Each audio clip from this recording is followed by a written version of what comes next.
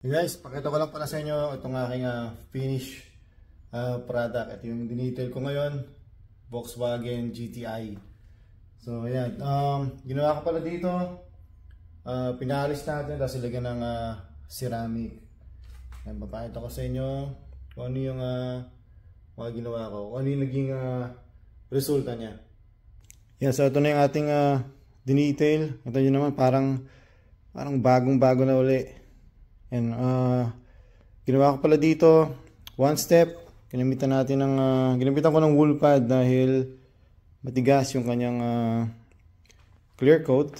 Siyempre pag mga German cars, matik na yan.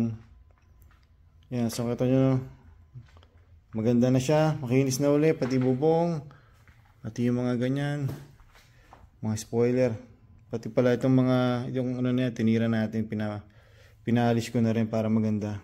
Tapos restored na rin yung mga black trims. Ito nyo dito, pogi na naman itong sasakyan na to. Ito nyo naman, puting puti, para nakagluta. Bagay yung combination ng tint sa rims, tapos may accent ng konti ng pula. Yan, bagay na bagay. Yung napakalinis tingnan. Tsaka yung maporma. Tapos ito pala, nirestore ko na itong lahat.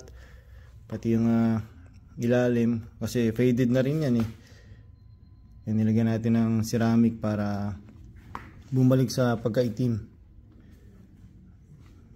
Yan, so ito nyo naman, poging-pogi. So guys, yun ang ating dinetail ngayon.